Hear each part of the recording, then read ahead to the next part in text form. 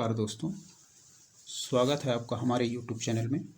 आइए हम घटना चक्र के जीएस पॉइंटर से पॉलिटी का एक बहुत ही महत्वपूर्ण भाग संविधान के भाग, अनुच्छेद एवं अनुसूचियों के बारे में देखते हैं, जो कि आने वाली सभी परीक्षाओं के लिए काफ़ी उपयोगी साबित होंगे। ठीक है, तो चलिए शुरू करते हैं। पहला प्रश्न जो है वो दिया गया है कि भारतीय संविधान में गणना की दृष्टि से कितने अनुच्छेद या आर्टिकल्स हैं। ठीक है, क्या है कि भारतीय संविधान में गणना की दृष्टि से कितने अनुच्छेद या आर्टिकल हैं। तो हम लोग देख रहे हैं 468 या 468 आर्टिकल्स। ठीक है, बढ़ते हैं हम लोग अगले क्वेश्चन की तरफ। भारतीय संविधान में आरंभ में अनुच्छेद थे तथा वर्तमान में भी क्रमांक अनुसार अनुच्छेद हैं 395 या 395। क्या है, भारतीय संविधान में आरंभ में अनुच्छेद थे तथा वर्तमान में भी क्रमांक के अनुसार अनुच्छेद हैं 395 या 395। ठीक है, अगला प्रश्न जो है वो हम लोग देखेंगे। ये पूछ रहा है अनुसूचियों के बारे में कि भारतीय संविधान में कुल अनुसूचियां कितनी हैं। तो 12। ठीक है, भारतीय संविधान में कितनी अनुसूचियां हैं? 12। ठीक है,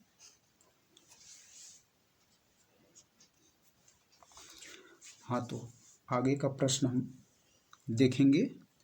भारतीय संविधान में आरंभ में कितनी अनुसूचियां थीं? ठीक है, भारतीय संविधान में आरंभ में कितनी अनुसूचियां थीं? तो 8। कितनी? 8 अनुसूचियां। ठीक है, भारतीय संविधान में आरंभ में अनुसूचियां 8 थीं।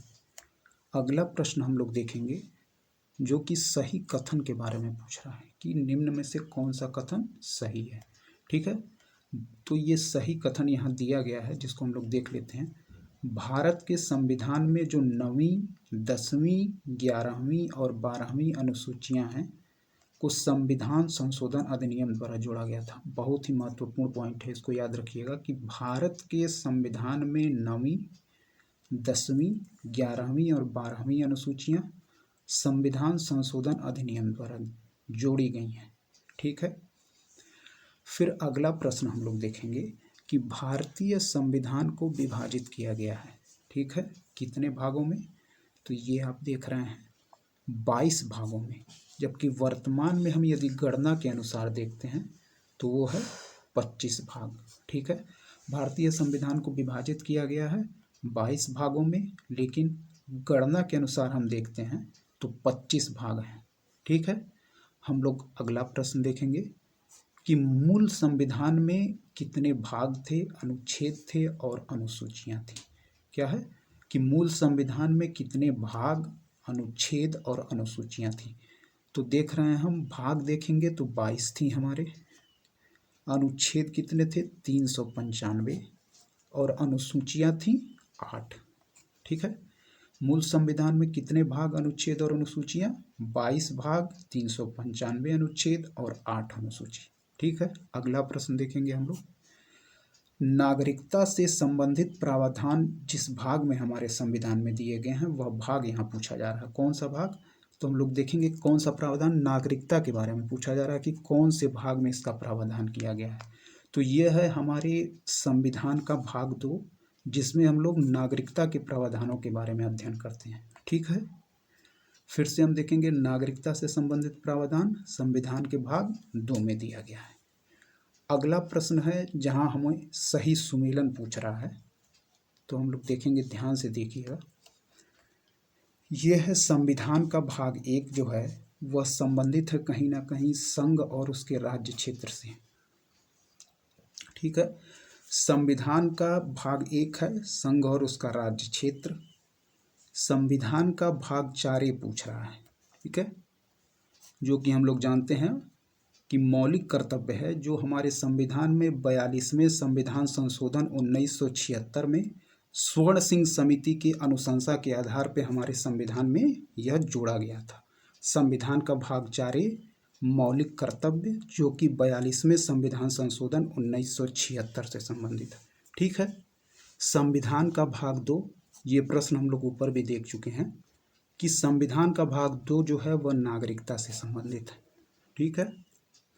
अब ये पूछ रहा है संविधान का भाग 4 जो कि डीपीएसपी या राज्य के नीति के निदेशक तत्व, जो कि हम लोगों ने, आप लोग जान रहे होंगे कहाँ से लिया है, कहीं ना कहीं राज्य के नीति निदेशक तत्व को हम लोग ने आयरलैंड के संविधान से लिया है। ठीक है।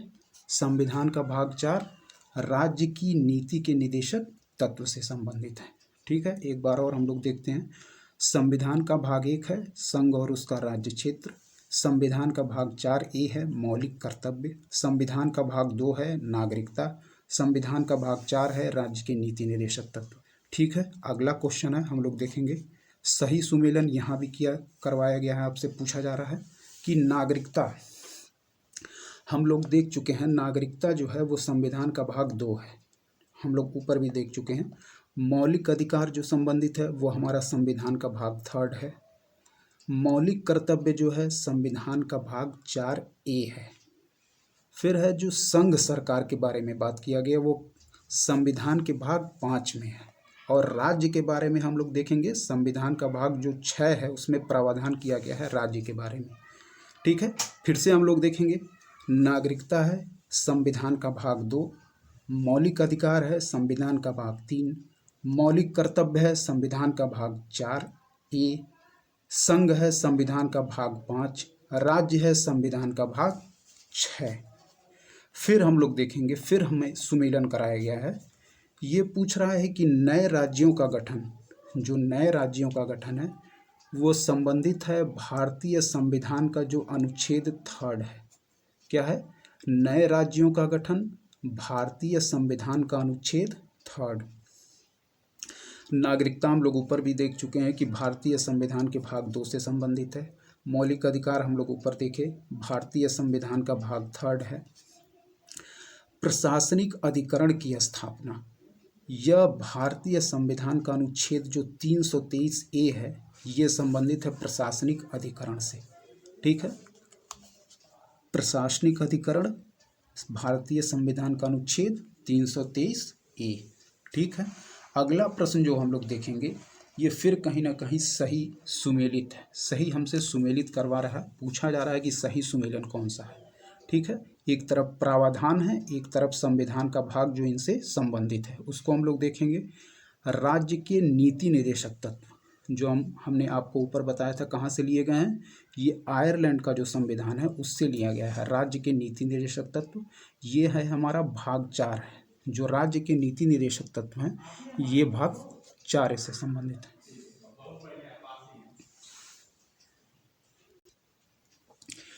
आइए दोस्तों हम लोग आगे देखते हैं। राज्य के नीति निदेशक तत्व जो संबंधित हैं भाग 4 से। अगला है संघ राज्य क्षेत्र, ये है कहीं ना कहीं संघ राज्य क्षेत्र संबंधित है भाग 8 से। ठीक है। संघ राज्य क्षेत्र कहाँ है, जो हमारा पार्ट 8 है उससे संबंधित है भाग 8। अगला पूछ रहा है कि पंचायत, तो पंचायत हमारा भाग 9 से, जो कि 73वें संविधान संशोधन 1992 के द्वारा जोड़ा गया है। ठीक है। नगर पालिका भाग 9A या 9A जो, हाँ तो दोस्तों अगला देखेंगे हम लोग नगर पालिका। पंचायत जो है वह 73वां संविधान संशोधन है, नगर पालिका जो है वो 74वां संविधान संशोधन है। ये है भाग 9A। ठीक है। अगला पार्ट जो है वो है निर्वाचन। निर्वाचन कौन सा है, भाग 15। कौन सा है, निर्वाचन, इलेक्शन। इलेक्शन क्या है, भाग 15। अधिकरण, ट्रिब्यूनल्स, ये क्या है, भाग 9। ट्रिब्यूनल्स जो हम देखेंगे यह है भाग 14A के बारे में। ठीक है। अधिकरण जो हमारा संबंधित है यह भाग 14A से संबंधित है। ठीक है। अब है सहकारी समितियां, कोऑपरेटिव सोसाइटीज़, ये है भाग 9B से संबंधित है। ठीक है। कोऑपरेटिव सोसाइटी जो है वो भाग 9B से संबंधित है, जो कि कहीं ना कहीं 97वें संविधान संशोधन के द्वारा जोड़ा गया था। ठीक है। अब हम देखेंगे संघ और राज्यों के अधीन सेवाएं, जैसे हमारी संघ लोक सेवा आयोग से संबंधित जो हैं और राज्य लोक सेवा आयोग से जो संबंधित सेवाएं हैं वो हैं भाग 14 में हैं, दी गई हैं। ठीक है, अब हम देखेंगे आपात उपबंध मतलब इमरजेंसी प्रोविजन। जैसा कि आप लोग जानते हैं इमरजेंसी 3 प्रकार की, राष्ट्रीय आपात, राष्ट्रपति शासन और वित्तीय आपातकाल। जो राष्ट्रीय आपात है वो आर्टिकल 352 में आप लोग देखेंगे, राष्ट्रपति शासन 356, वित्तीय आपातकाल वो दिया गया है कहीं ना कहीं अनुच्छेद 360 के तहत इसका प्रावधान किया गया है। ठीक है, एक बार और हम लोग इसको रिपीट करते हैं। राज्य के नीति निदेशक तत्व जो है वो दिया गया है भाग 4 में, ध्यान से देखिएगा आप लोग।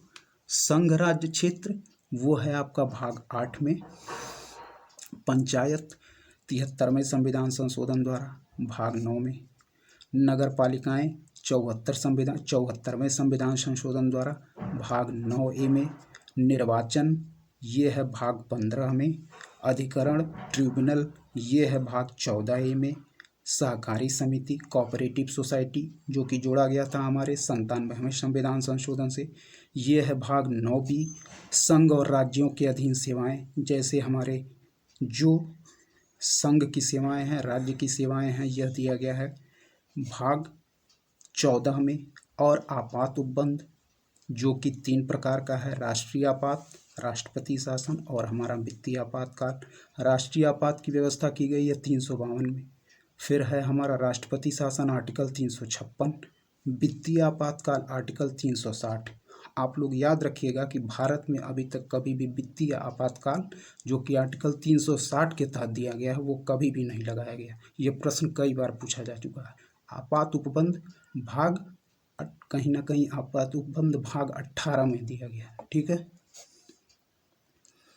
अब हम लोग अगला प्रश्न देखेंगे कि भारत के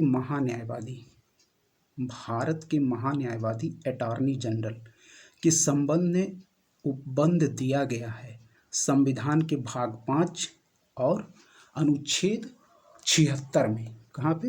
भारत का जो अटॉर्नी जनरल होता है वह दिया गया है संविधान के भाग 5 अनुच्छेद 76 में। भारतीय संविधान का भाग 16 क्या कहता है?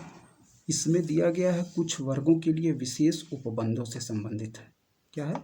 भारतीय संविधान का जो भाग 16 संबंधित है वह कुछ वर्गों के लिए विशेष उपबंधों से संबंधित है।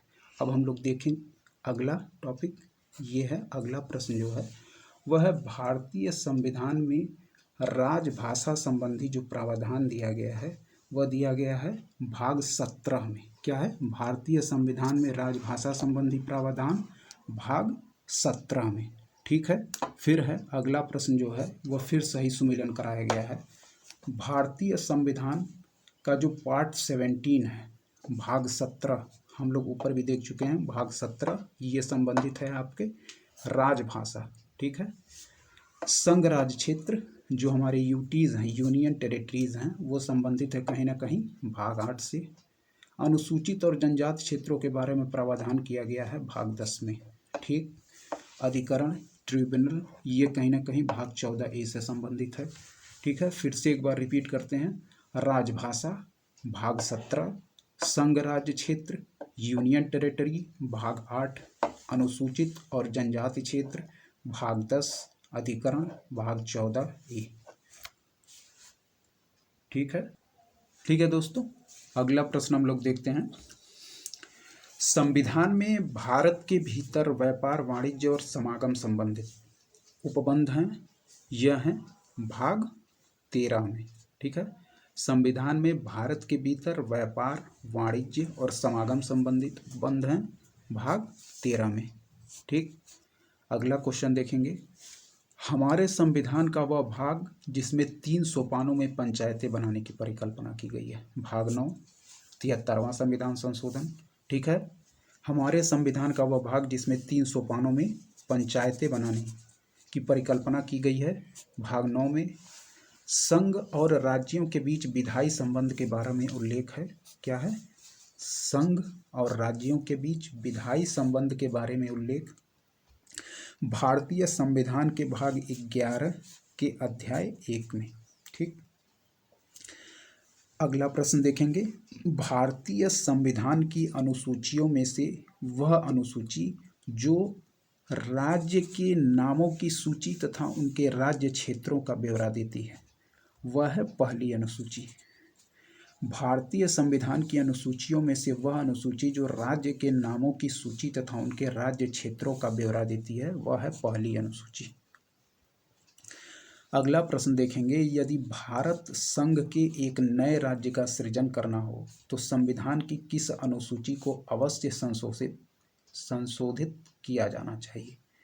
यदि भारत संघ के एक नए राज्य का सृजन करना है तो संविधान की किस अनुसूची का संशोधन किया जाना चाहिए? वह है पहली अनुसूची। एक बार और, यदि भारत संघ के एक नए राज्य का सृजन करना हो तो संविधान की किस अनुसूची को अवश्य संशोधित किया जाना चाहिए? वह है पहली अनुसूची। अगला प्रश्न है, भारत के संविधान की चौथी अनुसूची विवेचित करती है, भारत के संविधान की चौथी अनुसूची विवेचित करती है राज्यसभा में स्थानों के आवंटन को। क्या है? राज्यसभा में स्थानों के आवंटन को।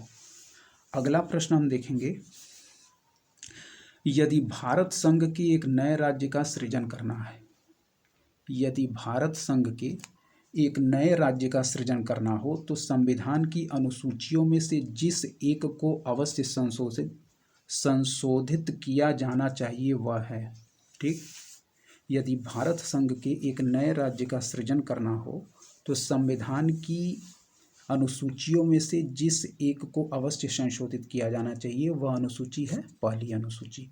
अगला प्रश्न, भारतीय संविधान की तृतीय अनुसूची के बारे में पूछ रहा है, ये देखेंगे। पहला है, संघ के मंत्री के लिए पद की शपथ का प्रारूप तृतीय अनुसूची में दिया गया है। उच्चतम न्यायालय के मुख्य न्यायाधीश द्वारा ली जाने वाली शपथ का प्रारूप, यह भी कहीं ना कहीं तृतीय अनुसूची में दिया गया है। और संसद के सदस्य द्वारा ली जाने वाली शपथ का प्रारूप भी हम लोग तृतीय अनुसूची के तहत पाएंगे। क्या है? संघ के मंत्री के लिए पद की शपथ का प्रारूप, उच्चतम न्यायालय के मुख्य न्यायाधीश द्वारा ली जाने वाली शपथ का प्रारूप, संसद के सदस्य द्वारा ली जाने वाली शपथ का प्रारूप, ये तीनों तृतीय अनुसूची के तहत दिया गया है। अगला क्वेश्चन देखेंगे, भारत के राष्ट्रपति द्वारा शपथ या प्रतिज्ञान का प्रारूप संविधान में दिया गया है अनुच्छेद 60 में या आर्टिकल 60 के तहत। भारत के राष्ट्रपति द्वारा शपथ या प्रतिज्ञान का प्रारूप संविधान में दिया गया है अनुच्छेद 60 में। आइए अगला प्रश्न देखते हैं। संविधान की कुछ अनुसूचियां हैं और उनके विषय जो उनसे संबंधित हैं उसके बारे में। तीसरी अनुसूची क्या है? शपथ या प्रतिज्ञान के प्रारूप के बारे में है। तीसरी अनुसूची क्या है? शपथ या प्रतिज्ञान के प्रारूप के बारे में। 10वीं अनुसूची क्या है? दल परिवर्तन के आधार पर निरअर्हता संबंधी उपबंध। क्या है? दल परिवर्तन के आधार पर, जो 10वीं अनुसूची है, दल परिवर्तन के आधार पर निरअर्हता संबंधी उपबंध। ठीक है, जो कि 10वीं अनुसूची हमारा 52वीं संविधान संशोधन के द्वारा जोड़ा गया था। दल परिवर्तन। 8वीं अनुसूची भाषाएं। ठीक है, जिसमें हम लोग 22 भाषाओं का अध्ययन करते हैं। 8वीं अनुसूची के तहत 22 भाषाएं। ठीक है। 9वीं अनुसूची विशिष्ट अधिनियमों एवं विनियमों का विधि मान्यकरण। 9वीं अनुसूची, जो कि कहीं ना कहीं आप लोग जान रहे होंगे, हमारे संविधान के तहत जो पहला संविधान संशोधन हुआ था 1951 में, उसके तहत 9वीं अनुसूची को हमारे संविधान में जोड़ा गया था। विशिष्ट अधिनियमों एवं विनियमों का विधि मान्यकरण 9वीं अनुसूची के तहत। चौथी अनुसूची राज्यसभा में स्थानों का आवंटन। एक बार और हम लोग देखते हैं। तीसरी अनुसूची शपथ या प्रतिज्ञान के प्रारूप।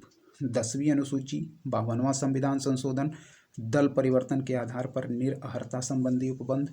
8वीं अनुसूची भाषाएं, जिसमें कहीं ना कहीं पहले 14 भाषाएं थीं, बाद में 8 भाषाएं और जोड़ी गई हैं, जिसमें जो 21वें संविधान संशोधन के तहत सिंधी भाषा, 71वें संविधान संशोधन के तहत नेपाली, मणिपुरी और कोंकणी भाषा, और 92वें संविधान संशोधन के तहत BDMS क्या है? बोडो, डोंगरी, मैथिली और संथाली भाषा को जोड़ा गया था। ठीक है, याद रखिएगा आप लोग क्या है, 21वां संविधान संशोधन है, उसके तहत हमारी सिंधी भाषा को जोड़ा गया था। ठीक है, 71वां संविधान संशोधन है, उसके तहत नेपाली, मणिपुरी और कोंकणी भाषा को जोड़ा गया था। और जो हमारा 92वां संविधान संशोधन है, उसके तहत बोडो, डोगरी, मैथिली और संथाली इन भाषाओं को जोड़ा गया था। कुल मिला के 22 भाषाएं हैं हमारी 8वीं अनुसूची के तहत। ठीक है, अगला हम लोग देखेंगे सही सुमेलन करवाया जा रहा है। तृतीय अनुसूची है वह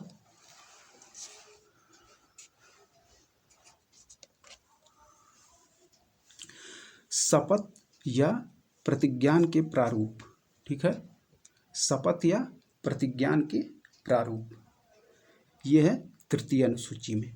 चतुर्थ अनुसूची जो है वह राज्यों, संघ राज्य क्षेत्रों के लिए राज्यसभा में स्थानों का आवंटन।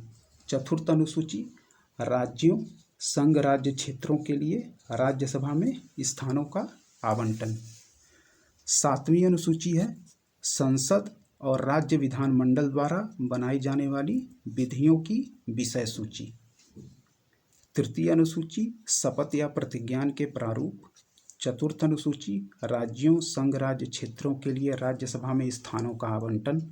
सातवीं अनुसूची संसद और राज्य विधानमंडलों द्वारा बनाई जाने वाली विधियों की विषय सूची। आठवीं अनुसूची है जो हम लोग ऊपर देखे हैं, भाषाओं से संबंधित है। फिर है सही सुमेलन।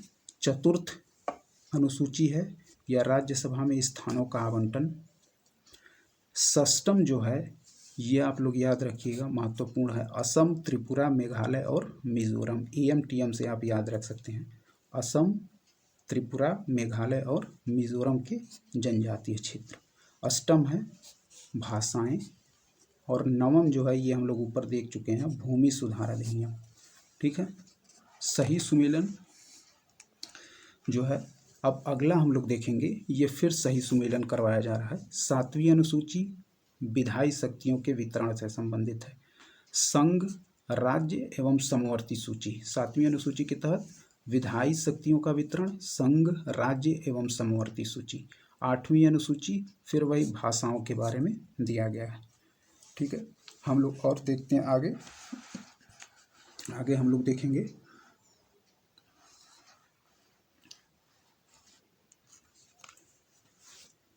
नवीं अनुसूची है, यह है कुछ अधिनियमों का विधि मान्यकरण। नवीं अनुसूची हम लोग पहले भी देख चुके हैं। 10वीं अनुसूची जो है यह है दल परिवर्तन के आधार पर निरअर्हता, जो कि 52वें संविधान संशोधन के तहत जोड़ा गया था। अगला प्रश्न है राज्य भूमि सुधार अधिनियमों को संवैधानिक सुरक्षा प्रदान करने हेतु सम्मिलित किया गया है नवीं अनुसूची में। क्या है, राज्य भूमि सुधार अधिनियमों को संवैधानिक सुरक्षा प्रदान करने हेतु सम्मिलित किया गया है नवीं अनुसूची में। यह अगला प्रश्न जो है प्रधानमंत्री जिनके कार्यकाल में संविधान में 9वीं अनुसूची को पुनः स्थापित किया गया था। प्रधानमंत्री जिनके कार्यकाल में संविधान में 9वीं अनुसूची को पुनः स्थापित किया गया था, यह है जवाहरलाल नेहरू के प्रधानमंत्रित्व काल में। कोहेलो केस भारत के संविधान की किस अनुसूची से संबंधित है? यह है 9वीं अनुसूची से। क्या है, कोहेलो केस भारत के संविधान की किस अनुसूची से संबंधित है? 9वीं अनुसूची से। भारत के संविधान के अंतर्गत जो आर्थिक योजना या नियोजन है, यह विषय कौन सी सूची के तहत आता है? समवर्ती सूची। ये प्रश्न याद रखिएगा, ये कई बार पूछा जा चुका है। भारत के संविधान के अंतर्गत जो आर्थिक योजना या नियोजन, जिसे हम लोग प्लानिंग है, प्लानिंग कह सकते हैं, का विषय है समवर्ती सूची के तहत। भारत के संविधान की अनुसूची जिसमें 3 विधायी सूचियों का क्या है, 3 विधायी सूचियों का प्रावधान किया गया है, वह है भारत के संविधान की अनुसूची जिसमें 3 विधायी सूचियों का प्रावधान, वो है अनुसूची 7। ठीक है, क्या है, अनुसूची 7। अगला हम लोग देखेंगे सही सुमेलन है संघीय सूची जिसमें है 97 प्रविष्टियाँ और वर्तमान में गणना अनुसार है 98 प्रविष्टियाँ। राज्य सूची 66 प्रविष्टियाँ, गणना अनुसार है 59 प्रविष्टियाँ। और समवर्ती सूची हैं 47 प्रविष्टियाँ, वर्तमान में गणना अनुसार 52 प्रविष्टियाँ। फिर देखेंगे संघीय सूची 97 प्रविष्टियाँ, गणना अनुसार 98 प्रविष्टियाँ। राज्य सूची 66 प्रविष्टियाँ, वर्तमान में गणना अनुसार 59 प्रविष्टियाँ। समवर्ती सूची 47 प्रविष्टियाँ और वर्तमान में हम गणना अनुसार देखेंगे तो ये कहीं ना कहीं है 52 प्रविष्टियाँ जो हैं वो दी गई हैं। जानवरों के प्रति क्रूरता की रोकथाम को भारतीय संविधान की किस सूची में रखा गया है? तो ये समवर्ती सूची। समवर्ती सूची में कितनी प्रविष्टियां हैं? 47 प्रविष्टियां। जानवरों के प्रति क्रूरता की रोकथाम को भारतीय संविधान की किस सूची में रखा गया है? समवर्ती सूची में। ठीक, अगला देखते हैं। समवर्ती सूची का विषय है आपराधिक मामले। समवर्ती सूची का विषय है आपराधिक मामले। भारत के संविधान की समवर्ती सूची में है जनसंख्या नियंत्रण और परिवार नियोजन। भारत के संविधान की समवर्ती सूची में है जनसंख्या नियंत्रण और परिवार नियोजन। फिर सही सुमेलन कराया गया है। सार्वजनिक स्वास्थ्य एवं स्वच्छता, यह विषय दिया गया है राज्य सूची के तहत। सार्वजनिक स्वास्थ्य एवं स्वच्छता राज्य सूची के तहत। जनगणना, यह है संघ सूची। जनगणना यह है संघ सूची का विषय। राज्यसभा में सीटों का बंटवारा, चौथी अनुसूची। दल बदल विरोध, 10वीं अनुसूची। सार्वजनिक स्वास्थ्य एवं स्वच्छता राज्य सूची। जनगणना संघ सूची। राज्यसभा में सीटों का बंटवारा, चौथी अनुसूची। और दल बदल विरोध जो कि 52वां संविधान संशोधन के तहत जोड़ा गया था, 10वीं अनुसूची। समवर्ती सूची में है। समवर्ती सूची किससे है? समवर्ती सूची में हम लोग देख रहे हैं वो है शिक्षा। शिक्षा जो है वो कहीं ना कहीं कौन से सूची से संबंधित है? समवर्ती सूची से संबंधित है। शिक्षा, शिक्षा जो प्रारंभ में राज्य सूची का विषय था, शिक्षा जो प्रारंभ में राज्य सूची का विषय था उसे समवर्ती सूची में स्थानांतरित किया गया है 42वें संविधान संशोधन 1976 के द्वारा। शिक्षा जो प्रारंभ में राज्य सूची का विषय था उसे हम समवर्ती सूची में स्थानांतरित करते हैं 42वें संविधान संशोधन द्वारा। भारतीय संविधान के जिस संशोधन से वनों को राज्य सूची से समवर्ती सूची में स्थानांतरित, यह भी 42वें संविधान संशोधन द्वारा। तो हम लोग शिक्षा को और वनों को राज्य सूची से समवर्ती सूची में स्थानांतरित करते हैं 42वें संविधान संशोधन द्वारा। सही सुमेलन कराया जा रहा है। विषय और सूची देखते हैं। वन जो है हम लोग ऊपर देख चुके हैं, समवर्ती सूची है। डाकघर बचत बैंक संघीय सूची। जन स्वास्थ्य राज्य सूची। शेयर बाजार संघीय सूची। वन समवर्ती सूची, डाकघर बचत बैंक संघीय सूची, जन स्वास्थ्य राज्य सूची, शेयर बाजार संघीय सूची। अगला देखेंगे केंद्र सूची। यहाँ भी सही सुमेलन कराया गया है। और केंद्र सूची जो है उसमें आता है जनगणना। जनगणना केंद्र सूची के तहत आता है। ठीक है। पुलिस और सार्वजनिक व्यवस्था, ये है राज्य सूची का विषय। जनसंख्या नियंत्रण और परिवार नियोजन, ये है समवर्ती सूची। जनसंख्या नियंत्रण और परिवार नियोजन समवर्ती सूची। ठीक है, याद रखिएगा आप लोग, जनगणना जो है वह केंद्र सूची से संबंधित है और जनसंख्या नियंत्रण वह है समवर्ती सूची। और अवशिष्ट विषय जो हैं, जो इन तीनों सूचियों में कहीं नहीं आते हैं, उन्हें हम कहते हैं अवशिष्ट विषय। वह है केंद्र के अधीन। जैसे हो गया अंतरिक्ष अनुसंधान, यह है अवशिष्ट विषय, केंद्र के अधीन आएगा। ठीक है। अगला प्रश्न है सही कथन। भारत, सही कथन हम लोग देखते हैं। यहाँ सही कथन दे दिया गया है, भारत की संसद किसी कानून विशेष को भारत के संविधान की 9वीं अनुसूची में डाल सकती है। कौन? कोई भी विषय भारत की जो संसद है वह संविधान की 9वीं अनुसूची में डाल सकती है।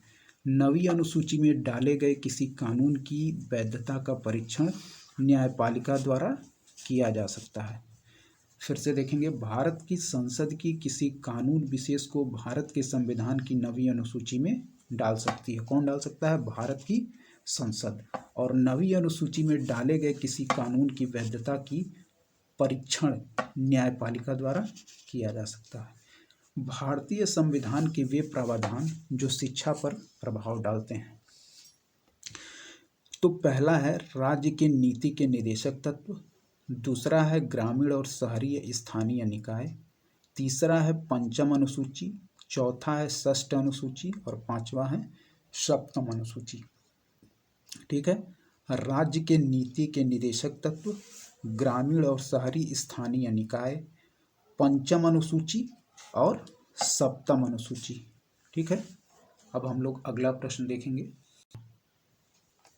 दोस्तों अगला प्रश्न देखेंगे, भारत के संविधान की एक अनुसूची जिसमें दल बदल विरोधी कानून विषयक प्रावधान है। ये प्रश्न हम लोग पीछे भी देख चुके हैं। भारत के संविधान की एक अनुसूची जिसमें दल बदल विरोधी कानून विषयक प्रावधान है, वह है 10वीं अनुसूची। ठीक है दोस्तों, तो आज की वीडियो हम यहीं पे समाप्त करते हैं। इसके बाद बाकी बचे हुए भाग को हम लोग अगले पार्ट में कवर करेंगे। अगर आपको वीडियो पसंद आई है तो हमारे वीडियो को ज़रूर लाइक करें और सब्सक्राइब करें। धन्यवाद दोस्तों।